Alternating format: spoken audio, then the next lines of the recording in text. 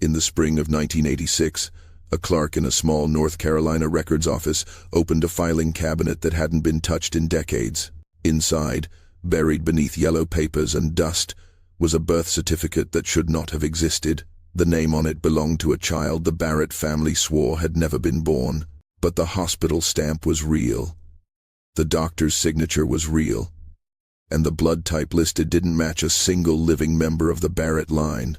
For 3 generations, the Barretts had been held up as proof that racial purity could be maintained, documented, and defended in America. They were studied, photographed. Their family tree was published in medical journals. But that one piece of paper, hidden for 40 years, unraveled everything. And when the truth finally came out, it didn't just destroy a family. It exposed a system that had been built to erase people like ghosts. Hello everyone. Before we start, make sure to like and subscribe to the channel, and leave a comment with where you're from and what time you're watching. That way, YouTube will keep showing you stories just like this one. This is the story of a bloodline that was never as pure as they claimed. This is the story of a child who was erased. And this is the story of what happens when a lie becomes law. The Barrett family of Asheville, North Carolina, wasn't just another old Southern family. They were a case study.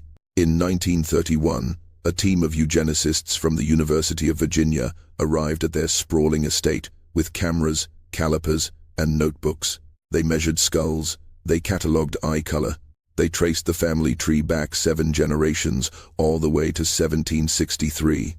And when they were done, they published their findings in a journal called Heredity and National Character. The conclusion was simple. The Barretts were genetically pure, Anglo-Saxon, unmixed, a model for what America could be if the right people reproduced and the wrong people didn't. For the next 50 years, that designation followed them everywhere. The family was invited to speak at conferences. Their photographs appeared in textbooks. Local newspapers called them the first family of racial science. And the Barretts wore that label with pride. They displayed the framed journal article in their front hall like a war medal. Visitors were told the story before they even sat down for tea.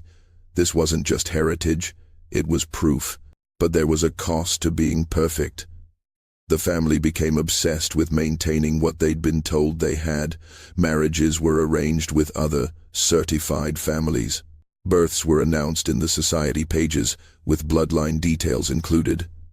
And when something didn't fit, when a child was born with features that raised questions or a relative showed signs of what they called degeneration, that person disappeared from the record. Sometimes they were sent away, sometimes they were institutionalized, and sometimes they were simply never mentioned again. By the 1980s, only 3 Barretts remained in Asheville: an elderly brother and sister, both unmarried, and a cousin who rarely spoke to anyone. The family had preserved itself into extinction, but the story they told never wavered. They were pure. They had the papers to prove it, and no one, not even the changing world around them, could take that away, until someone found the birth certificate that said otherwise. The clerk who found it wasn't looking for anything unusual. She was digitizing old records, a routine task mandated by the state to preserve documents that were crumbling with age. Most of what she scanned was mundane: births, deaths, property transfers.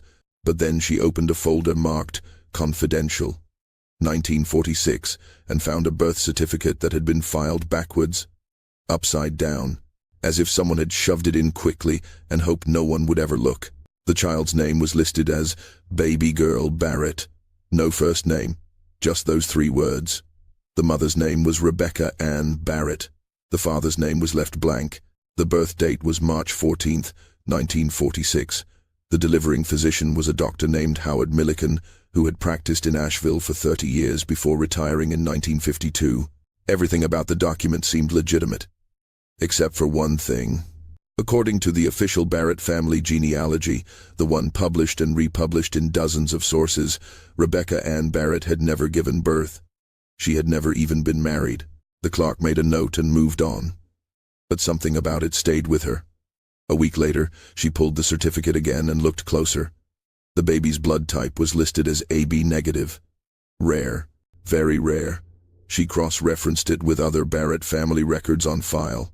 Birth certificates, marriage licenses, death records. Not a single Barrett in 7 generations had AB negative blood. Not one. She brought it to her supervisor, who brought it to the county archivist, who brought it to a local historian named Dr. Ellen Marsh. Dr.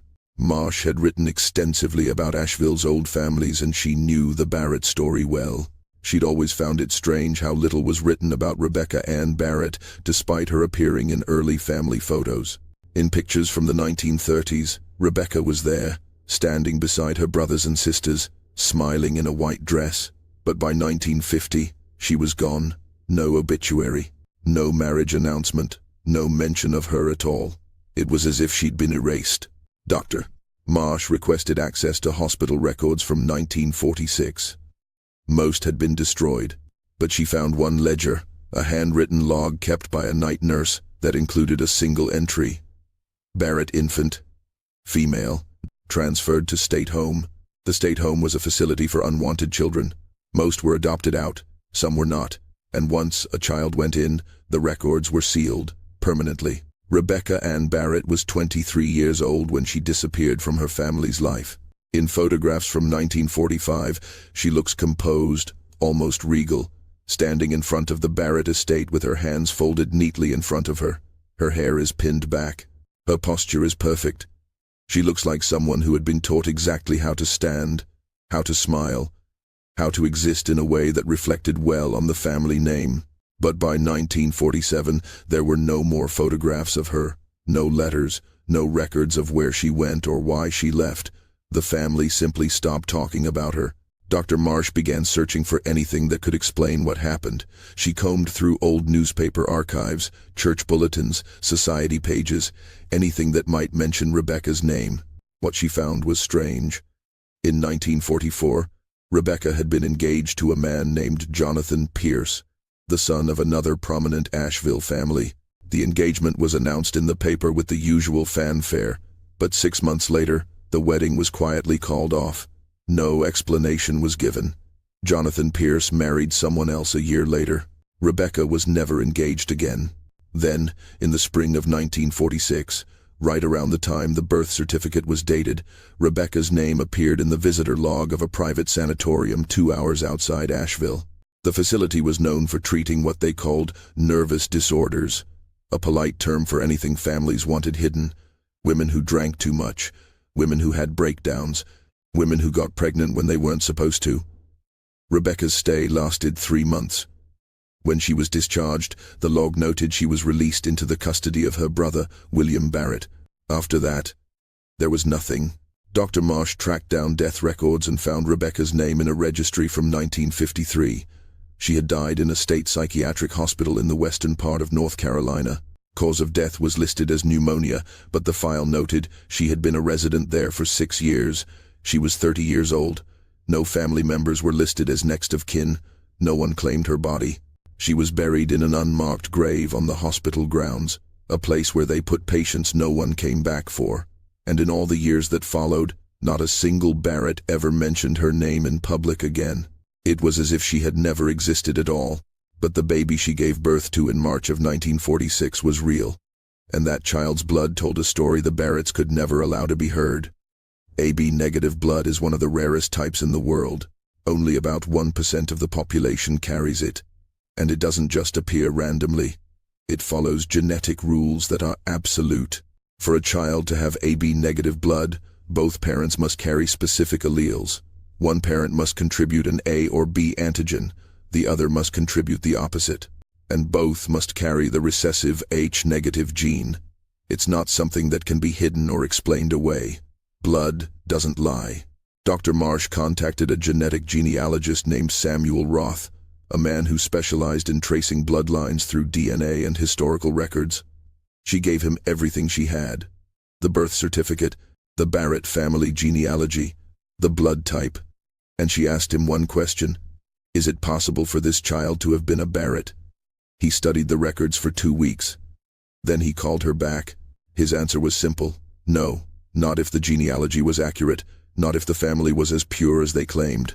The only way that child could have AB negative blood was if the father wasn't who the Barretts said he was, or if Rebecca herself had a parent the family never acknowledged. Roth dug deeper. He requested archives from the eugenics study conducted in 1931. Most of the original research had been destroyed or locked away after World War II, when eugenics fell out of favor in America. But he found a university library that still had copies of the unpublished field notes. And buried in those notes was something no one had ever talked about. During the initial study, one of the researchers had flagged an inconsistency. Rebecca's mother, a woman named Margaret Barrett, had a blood type that didn't quite align with the family's documented ancestry. The researcher noted it, then crossed it out. In the margin, someone had written in pencil, "Error in testing, disregard." But it wasn't an error. Margaret Barrett's maiden name was Sullivan. Irish Catholic. Working class. She had married into the Barrett family in 1920, and by all appearances, she had been accepted without question. But the blood work suggested something different.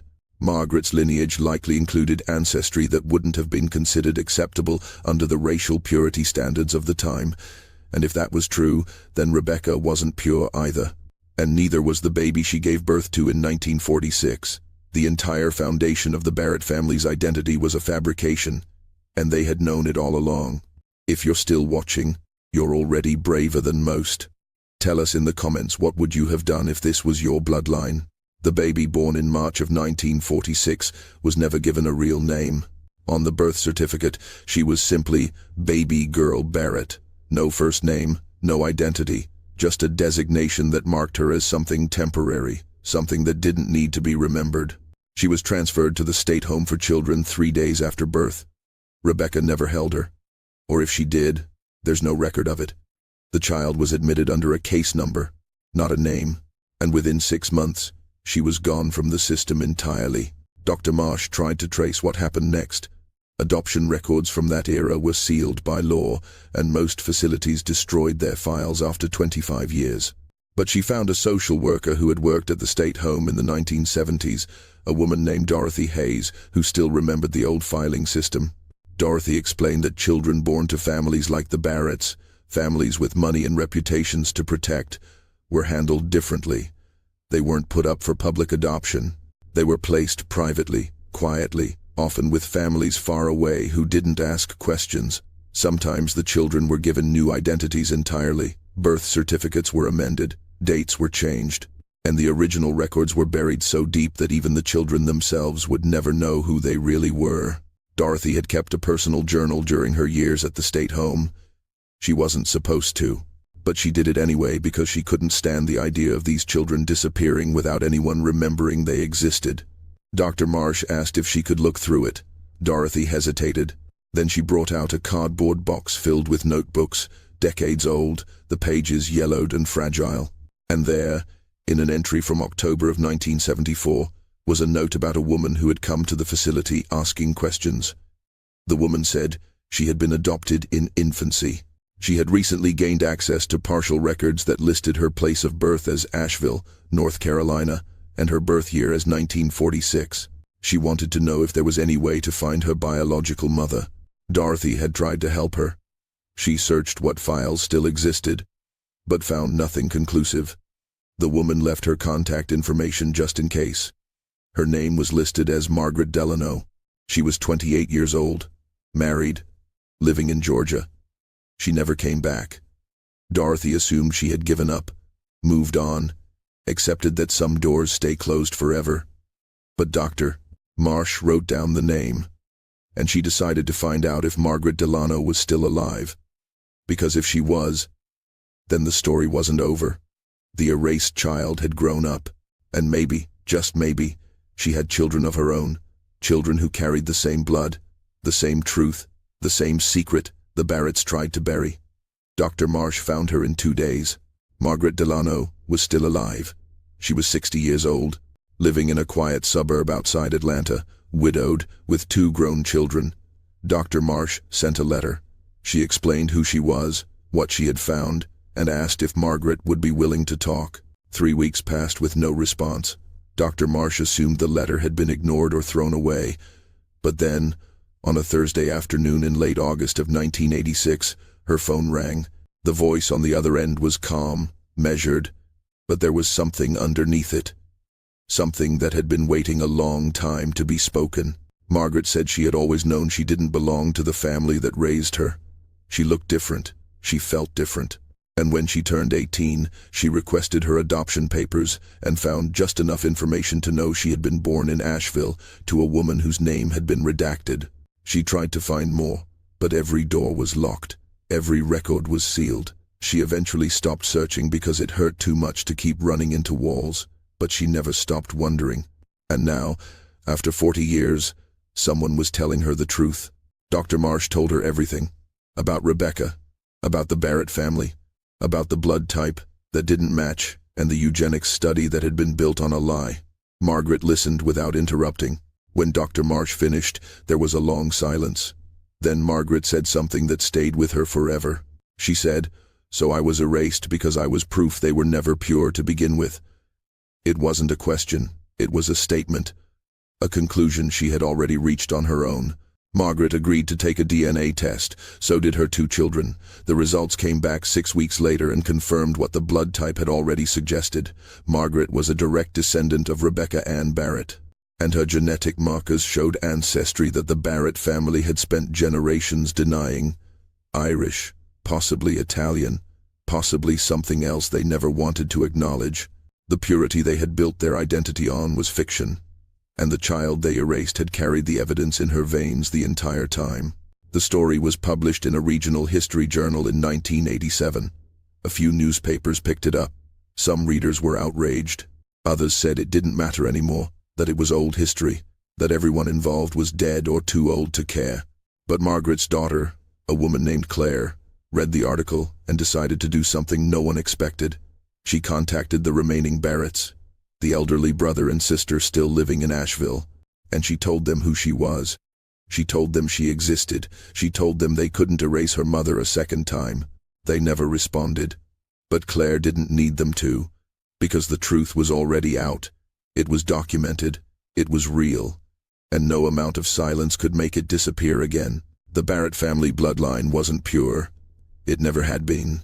And the child they tried to erase had grown up, had children of her own, and lived a full life they were never supposed to know about. The lie died. But the truth, and the people it tried to bury, survived. And somewhere in North Carolina, in a records office that smells like old paper and dust, that birth certificate still exists. A reminder that some secrets don't stay hidden forever. And some bloodlines carry more than just DNA.